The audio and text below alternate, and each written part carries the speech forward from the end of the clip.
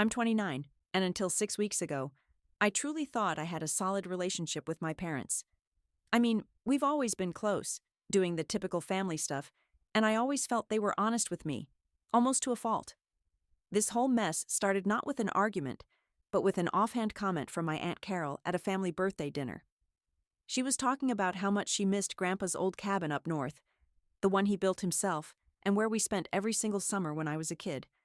I was nostalgic, talking about the rusty old boat and the massive oak tree by the water, when she suddenly got this weird tense look on her face and asked, "Oh, you haven't been up there recently, have you? I thought your parents took care of the last of the closing paperwork a few months ago."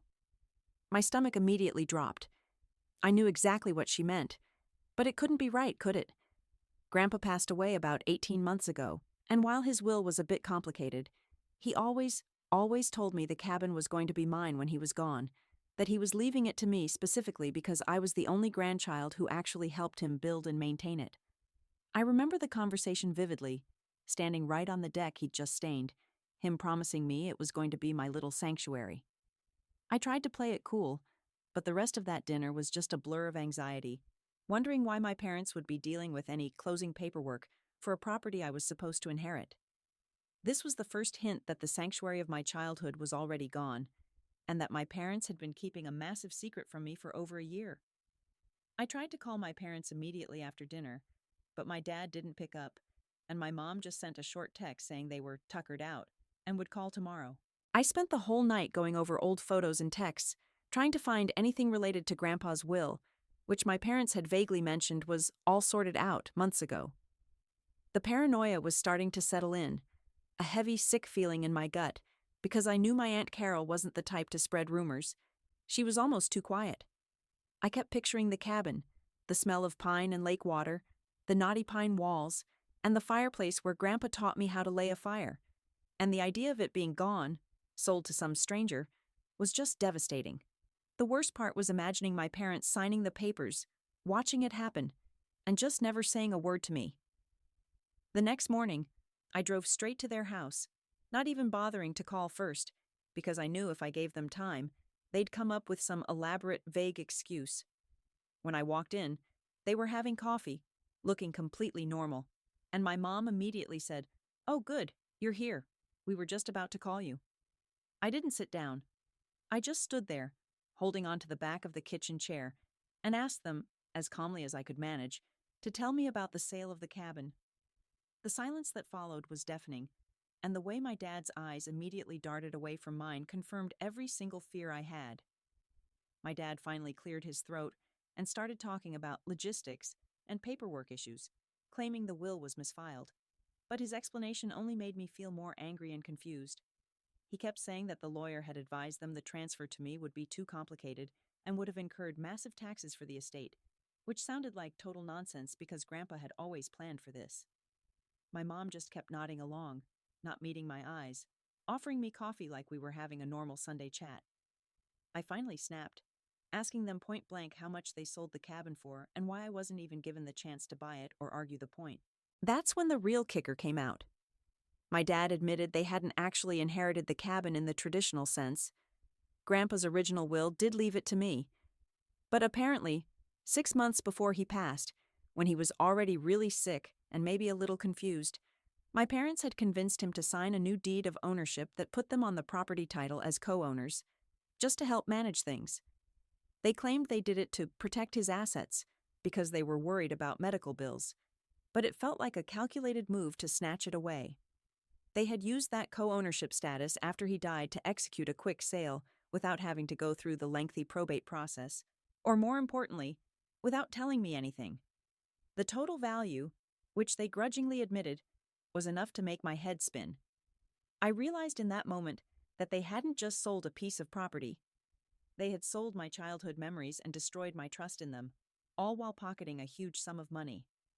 I stormed out, feeling totally sick and betrayed, and immediately called my Aunt Carol, who confirmed my worst fears and gave me a crucial piece of information about the estate lawyer. I was shaking the entire drive home, the weight of their deception crashing down on me. How could they look me in the eye for 18 months, celebrating holidays and pretending everything was normal, knowing they had secretly executed this huge financial maneuver behind my back. When I finally reached Aunt Carol, she didn't mince words. She was furious, explaining that she had tried to intervene when she first heard about the revised deed. But my parents had shut her down, claiming it was private family business. The key detail she dropped was that the lawyer my parents had used for the quick sale, the one who supposedly advised them on the tax complexities, was actually a junior partner at a firm where my dad's best friend worked, someone known for cutting corners. She said she was certain my parents hadn't acted on the lawyer's advice, but had actually instructed him on how to quickly transfer and sell the property. This wasn't some honest mistake or legal complexity. This was a calculated scheme. It suddenly made sense why the initial will settlement had been so vague, and why they had stonewalled any questions about Grandpa's final wishes. Armed with this new damning information, I realized I couldn't just yell at them anymore.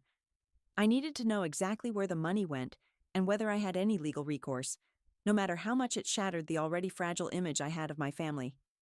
I decided to take a huge risk and went through my dad's old paperwork while they were out of town, hoping to find the exact sale documents and the bank transfer receipts. It felt incredibly invasive, and my hands were shaking the entire time I was in their house. But I knew I couldn't trust them to tell me the truth. My whole childhood perspective of my parents as honorable people was crumbling, and all I could think was that they had been lying to me for nearly 2 years just to get their hands on a large chunk of money. I knew Dad kept his important documents in a filing cabinet in his home office, which he always left unlocked because he trusted me implicitly. Well, that trust was clearly a one-way street. Inside, buried beneath old tax returns and insurance papers, I found it. The closing statement for the cabin. It confirmed the sale price was much higher than the number they had vaguely quoted me. Even worse, I found a recent bank statement. The large lump sum from the sale wasn't sitting in a savings account or investment portfolio. It had been immediately used as a massive down payment on a brand new luxurious beach condo down in Florida. They hadn't sold my childhood sanctuary because of tax complexities or protecting assets. They had sold it to upgrade their retirement life without a second thought for my inheritance or my feelings. Seeing the deed in their names and the huge amount they pocketed made the betrayal feel absolutely final and cold, like a physical punch to the gut.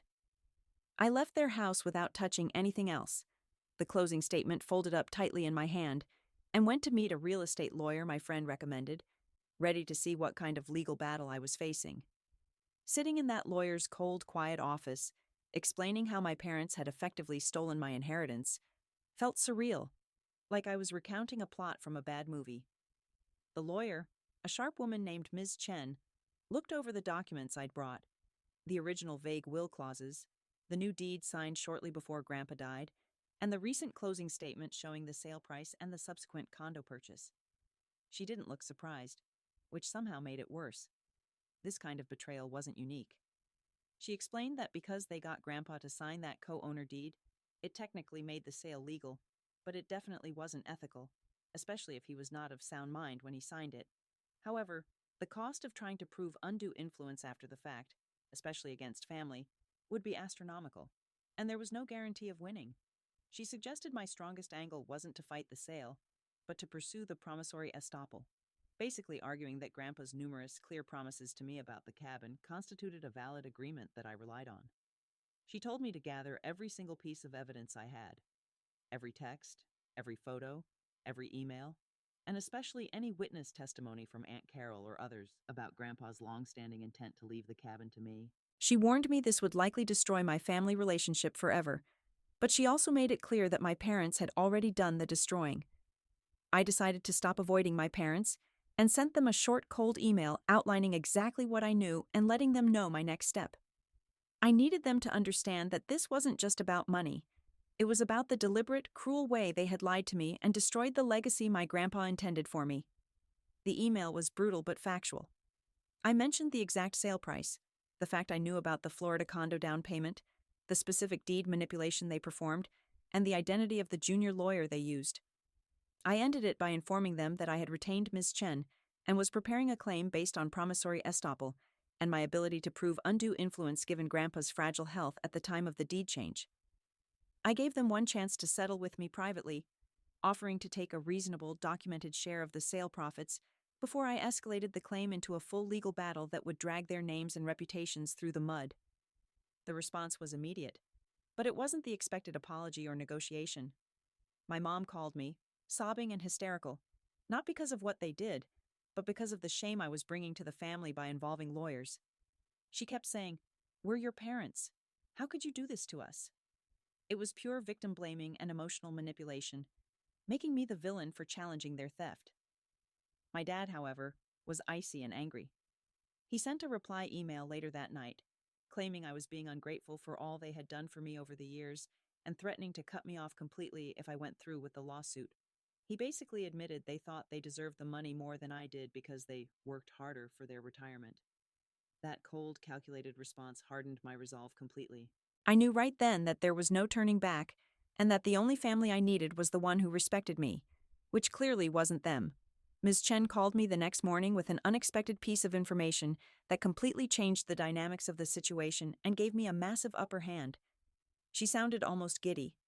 She told me that while researching the junior partner lawyer my dad used, the one connected to his friend, she found a recent disciplinary action filed against him by the state bar. It wasn't about the cabin, but about improperly executing another deed transfer for a family member's benefit, involving an elderly person who was in failing health. Crucially, the disciplinary filing mentioned that the lawyer, in that previous case, had not adequately documented the original owner's mental capacity before executing the new deed. Ms. Chen immediately connected the dots. She said that even though proving undue influence is hard, threatening to drag both my parents and that specific, already in trouble lawyer into a formal state bar investigation and a lawsuit involving an elderly man signing away a major asset while sick would terrify them. The lawyer's license was already hanging by a thread, and my parents wouldn't want to be implicated in a scandal that could be spun as elder exploitation, which carries serious criminal implications, not just civil ones. The stakes had suddenly gone from a private family inheritance dispute to a potential public professional and criminal liability issue. I didn't hesitate. Ms. Chen sent a final, very sharply worded letter demanding a settlement equal to half the sale price of the cabin within 10 days, stating clearly that if they failed to comply, she would file the lawsuit and simultaneously submit a complaint against the lawyer to the state bar, complete with the documentation regarding Grandpa's health and their manipulative behavior. The silence lasted 2 days. On the third day, my dad called me. There was no anger, no manipulation, just a defeated exhaustion in his voice. He didn't apologize for selling the cabin, but he apologized for the lies and the secrecy. He said they didn't want the legal scandal, especially since they had just moved into the condo. I accepted the settlement offer, which was exactly half the documented sale price. The money isn't the same as my grandpa's cabin, and it doesn't fix the 18 months of gut-wrenching betrayal, but receiving that wired sum a week later felt like the only justice I could get. I haven't spoken to them since the money hit my account. I still mourn the loss of the cabin and the loss of the relationship I thought I had, but at 29 I finally understand that some people, even your own parents, value money and comfort over honesty and family legacy. The cabin is gone, but I saved my self-respect, and now I have a whole new path forward, completely separate from the people who sold my history. Final update. I used a portion of the settlement money to buy a small, undeveloped lot of land near a quiet lake, about 2 hours from my current city. I'm going to spend the next few years slowly, carefully building a tiny cabin there, just for myself, using some of the old tools Grandpa left me. It'll be my new sanctuary, built on truth, not lies.